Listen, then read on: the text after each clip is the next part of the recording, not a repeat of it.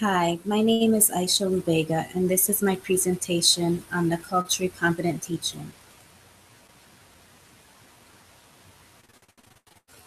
The scenario which I used for this presentation is from SJ, who was the patient that came to my clinic because he realized that his blood sugar was getting out of control and he needed assistance. His hemoglobin A1C was drawn and was found to be 7.0. SJ fell into the developmental category of the middle age or the baby boomers. And this population is the most affluent generation in history, and they have the potential to enjoy a healthier life than ever before as a result of medical discoveries that can stave off the aging process, according to Bastable. These individuals can learn in different ways and are well versed. They are accustomed to having many different resources at their fingertips, and therefore having more options is the best way for them to gain perspective. Some of the cultural considerations for SJ is the fact that he is a recent immigrant of Haiti. Due to the fact that he is not accustomed to the culture in the US, it is important to consider some cultural aspects which might influence his care. One of the basic things that we do every day is to communicate. It is very important for us to understand different communication cues. In the instance of SJ,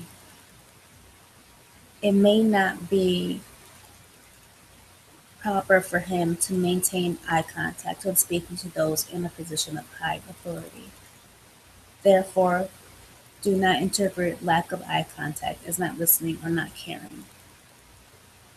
It is important to ask family members to assist with interpretation only if an interpreter is not available. It's important because this kind of privacy may be very important to SJ, and thus it is inappropriate to share his information. The use of touch is a way to make you aware that they are speaking to you, so do not take offense to a casual touch on the arm or the shoulder. The head of the family is traditionally the man of the house, but today most families are matriarchal.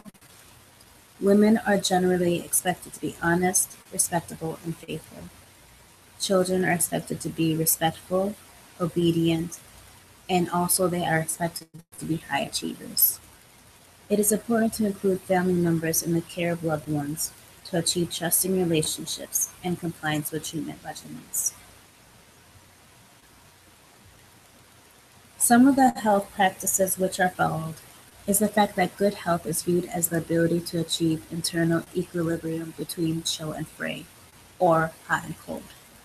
This means that this culture is very interested in balancing out hot and cold foods. They also promote good health, which requires being strong, having good color, being plump, and being pain-free. Balance requires eating well, having good hygiene, praying, and having good spiritual habits. Illness can be perceived as a punishment, or it can be considered an assault on the body, which may have two different causes, natural illnesses or supernatural illnesses. Some of the nutritional cues which should be considered is that they prefer eating at home and discourage fast food. It is recommended to ask family members to bring food from home to the patient. Again, there is an emphasis on hot and cold, acid and non-acid, and heavy and light when discussing food. There is a great emphasis on keeping a balance, and not doing so is believed to result in illness. Sometimes eating properly could mean eating to the point of being full and maintaining a constant body weight. Weight loss can also be seen as one of the most important signs of illness in this culture. Some of the high-risk health behaviors of the culture is the fact that alcohol plays an important part in society and is culturally approved for men. Cigarette smoking is also practiced by men, but women have a very low rate of tobacco use. Other high-risk behaviors which could be viewed are non-use of seatbelts and helmets when driving or using a motorcycle or bicycle. Usually, these safety measures are not used in Haiti. Some of the beliefs which are shared in the culture is the belief that there's a power of the supernatural which can have a great influence on the psychological and medical concerns of the patient. The extended family is a great source of strength to most in this culture. It is important to recognize and accept clients' beliefs in order to alleviate barriers and to make the clients more at ease to discuss their beliefs and needs. Some of the death or spiritual beliefs trace their roots back to forms of spirituality, which include Catholic religious beliefs combined with Buddhism with its roots in Africa. Buddhism includes communication by trance between the believer and ancestors, saints, or animistic deities. Believers in Buddhism attribute some of the ailments or medical problems to the doings of evil spirits. This concludes my presentation on the culturally competent teaching.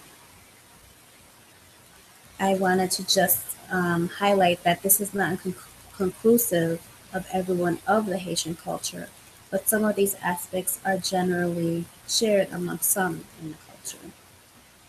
There are varying degrees depending on how someone is brought up and whether or not they are in this country or are actually in Haiti.